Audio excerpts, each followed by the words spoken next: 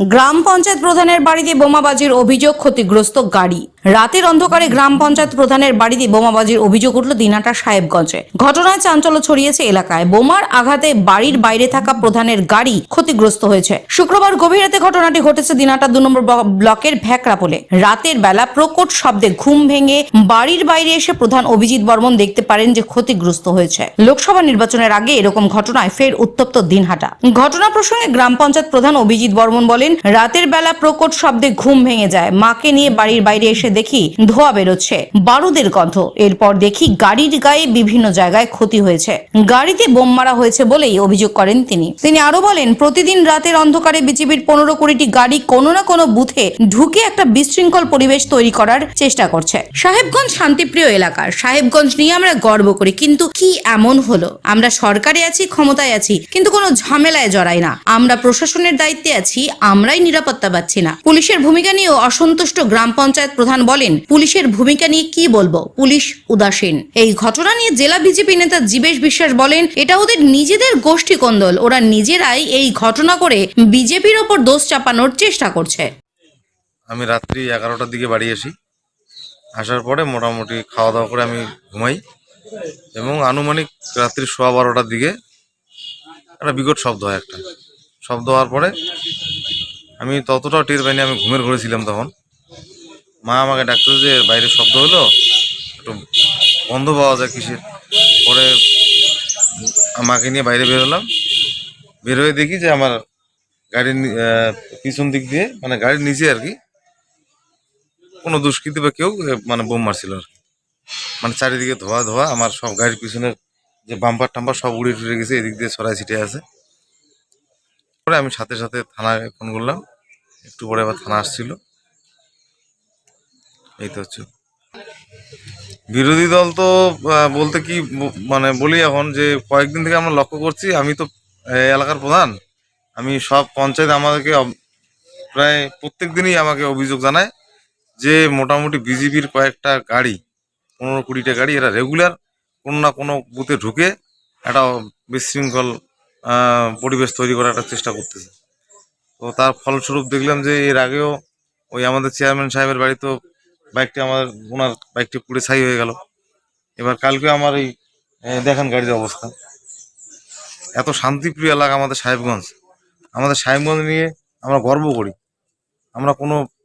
আমরা সরকারে আছি, আমরা ক্ষমতায় আছি, আমরা কারোর সঙ্গে কোনো ঝামেলায় জড়াই না কখনো। কিন্তু কি এমন ঘটনা ঘটতে চলছে সাহেবগঞ্জে, যে আমরা যারা প্রশাসনিক দায়িত্বে আছে আমরাই নিজেদের নিরাপত্তা পাচ্ছি না। বিরোধীরা তো অবশ্যই দায়ী। কালকে ঘটনার সঙ্গে বিরোধীরা অবশ্যই আমার মনে হয় সংযোগ আছে, কারণ ওই ছেলেগুলোই তো, মানে যেটা খবর আছে যে ওরাই ঘোরাঘুরি করতেছে রেগুলার। আপনি কি এই বিষয়ে থানায় ইনফর্ম? অবশ্যই থানায় অভিযোগ করব এবং এটা পূর্ণাঙ্গ তদন্ত করা হবে। কারণ এটা তো একদম দেখেন, আমার গাড়িতে বোম্বিং করছে এবং গাড়িতে আমার ফুল ট্যাঙ্কি তেল ছিল। যদি বাইচান্স মানে কি, এটা মনে হয় তেলটা যদি ট্যাঙ্কিতে বাড়িতে লাগতো, আমার বাড়িতে পুড়ে ছাই হয়ে যেত, আমরা মারা যেতাম। পুলিশের ভূমিকা নিয়ে কি বলবো, পুলিশ তো মানে শুধু ওই বলতে গেলেও খারাপ লাগে। আমাদের ব্লক সভাপতি সাহেব বললেন যে উদাসীন, ভাই আমার একই কথা, উদাসীন। হেডকোয়ার্টার থানার সাহেবগঞ্জে আমাদের এখানে এমন কোনো ক্রিমিনাল নাই যে রাত্রিবেলা যদি পুলিশ একটু সতর্ক হয় যে এদেরকে ধরতে না পারে। কোনো রকম কোনো সহযোগিতা করে নাই। এখান থেকে 50 মিটার আমাদের বিএসএফ বসে, আমাদের 100 মিটার এখান থেকে বিএসএফ এর এদিকে কোনো হেলদোল নেই। এই বিএসএফ এর বিষয়ে আমি কিছু বলবো না। কিসের নিরাপত্তাতে আমরা কিছুই বুঝি না। গাড়িটির নাম কি? এটা ডিজার মারুতি সুজুকি ডিজার। দেখুন, ওদের যে গাড়িটার কথা বলছে, যে গাড়িটা তো বলছে যে বোম ফেটেছে, তা গাড়িটা তো আপনারা ভিডিও তুলেছেন এবং সবাই দেখেছে, আমিও ভিডিওতেই দেখলাম। গাড়ির মধ্যে, গাড়ির উপর দিকটাতে ছোট ছোট দুটো ফুটো, আবার ম্যাটের নিচে আবার আরেকটি ফুটো, আবার ম্যাটের কিছু হয়নি। যদি গাড়ির মধ্যে বোমা ফেটে থাকে, বাইরের থেকে যদি বোমা ফেটে থাকে, তাহলে তো এরকমটা হওয়ার কথা না। হয় ম্যাট ফাটবে এবং সব কিছুই ফাটবে। ভিতরের ম্যাটটা ঠিক আছে, গাড়ির নিচে লোহার বিম ফুটো, বিমটো নয় পাতলা টিনটা ফুটো, উপরের দিকে টিনটা ফুটো। তো এটা আবার কোন ধরনের বোম যে এইভাবে বোম ফাটেছে? আর সত্যি কথা বলতে কি, যেটা স্পষ্ট বোঝা যাচ্ছে, কিছুদিন আগেও এরা এখানকার চেয়ারম্যান নিজের মোটরসাইকেল বাড়িতে নিজে পুড়িয়ে ধরা পড়েছে এবং পুলিশ তাকে, এবং তারপর পথ অবরোধ করেছিল এরা, এবং পুলিশ ওদের ভৎসনা করে যে এরকমভাবে নিজেদের গাড়ি নিজেরা পুড়িয়ে বিজেপির নাম ফাঁসানো।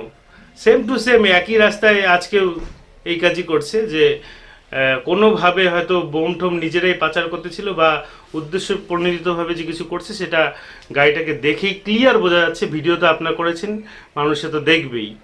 আর চালাকি করে আর কি সাহেবগঞ্জকে উত্তপ্ত করা, এছাড়া আর কিছু নয় এর মধ্যে। বিজেপির কোনো ধরনেরই যোগাযোগ নেই এর মধ্যে।